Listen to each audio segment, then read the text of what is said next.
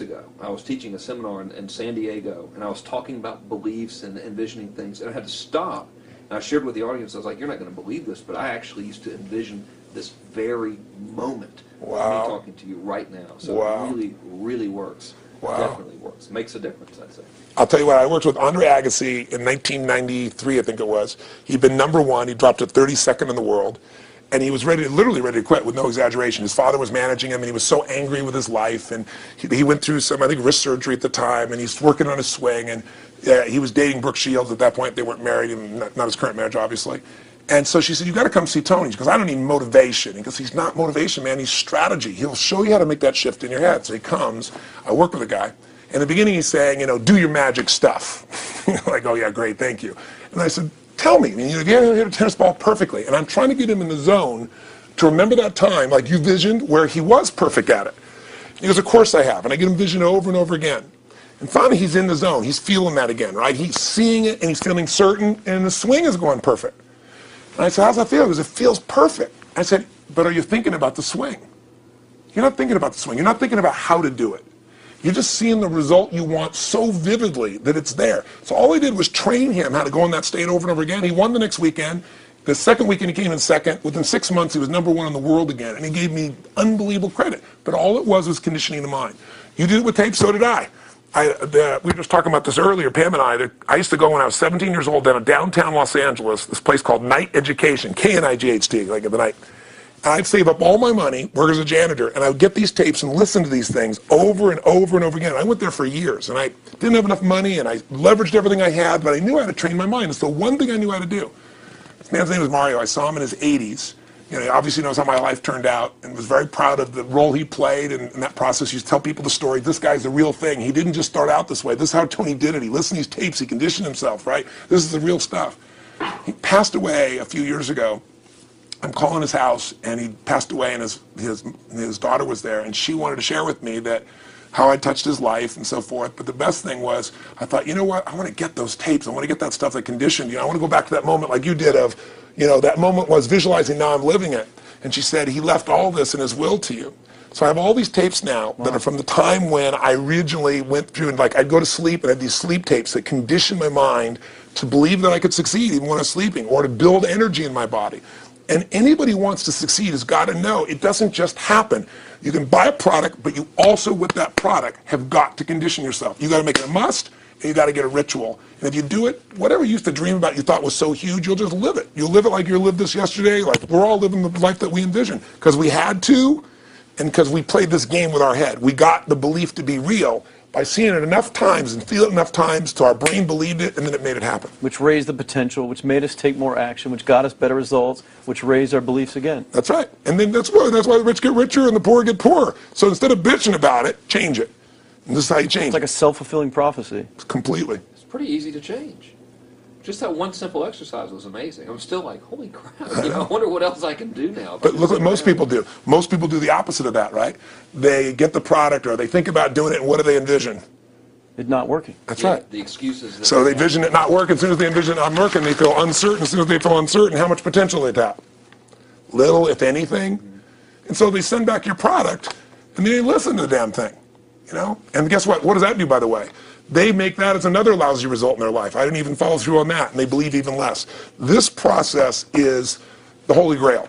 It's where the whole game changes, and anybody can do it, and they can do it in a few minutes. And if they do it a few minutes each day, then they get a different life. They do it a few minutes one time, their life changes for the day. We're defined by our rituals. Everybody's got rituals, certain things they do every day. And what we three have in common, and anybody that I know of who has a life that they're living that was once a vision, is we saw it again and again and again, even when it didn't work, even when you lost 100 grand, even when I'm working as a janitor. There's something we would not give up on. And if somebody watching wants to change their life, they got to decide what they won't give up on, and then put themselves in the state of momentum by a couple little rituals. That's all it takes. And I think especially when it comes to anything related to making money, like making money products or promises or courses, people are so inundated with scams and all this garbage, true garbage, that their natural thinking is that they're so skeptical. It's like they fall into the conditioning of, well, if anything's ever going to work, that thing has to prove it to me before I believe anything.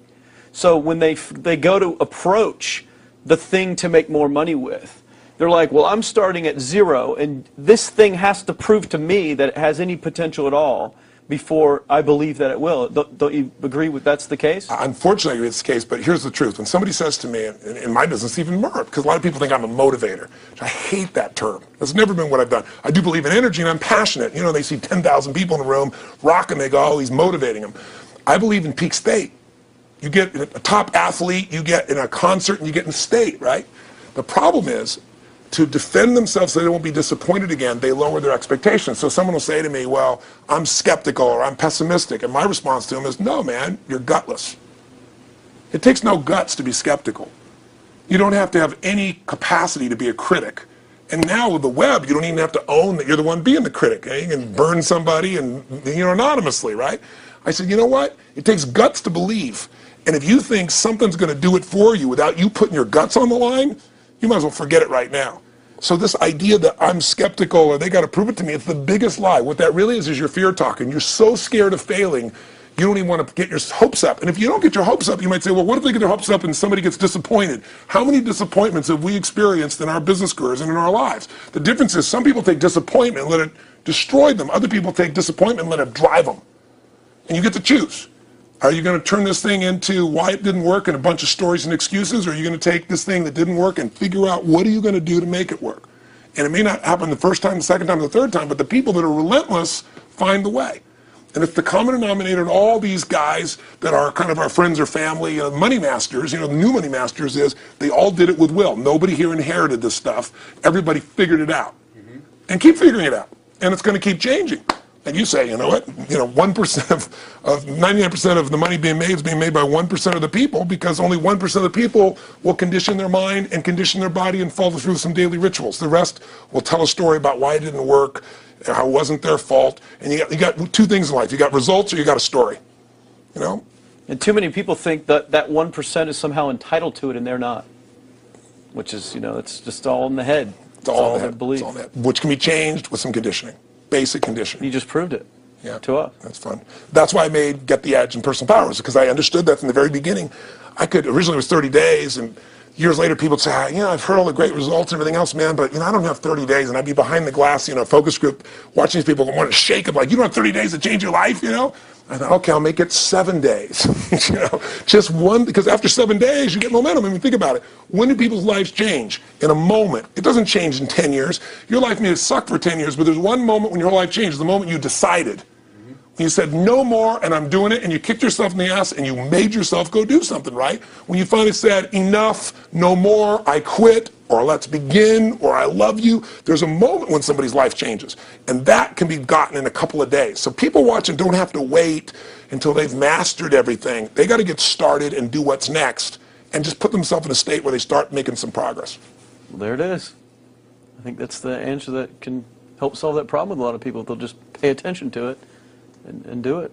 The bottom line is, all three of us and some of the people that we consider as family that are part of this process, we've all done well, and we don't need to do this stuff. We're able to do this stuff because underneath it all, people can see in your eyes, Frank, when you talk about $2,500 you made that day, and the joy, right? Or you talking about not willing to settle, and just, I don't care what they say, they tell me I'm going to sit here and I should lower my expectations. I'm going to be driving my car in here and they're going to be delivering a video to me. There's something inside of every human being that will make it click. That'll make it so that today is not like yesterday and tomorrow will be different forever. And that process is an emotional hook. And what I hope is people watching this stuff, maybe something in here will piss them off enough or remind them of something or say there is a plan and it isn't just luck. And if I just get my big enough why and I get a little system for conditioning myself, and if I start to feel overwhelmed, I just do one next step. And I keep learning and keep moving forward, I will get there. If we accomplish that out of this conversation, then this conversation was kick-ass and fun, not just for us, but it'll be something that we'll be really proud of a long time.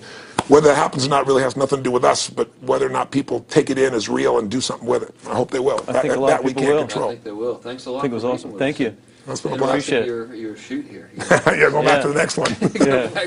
Thanks, guys. Thanks. Yeah. Appreciate it. Really appreciate it.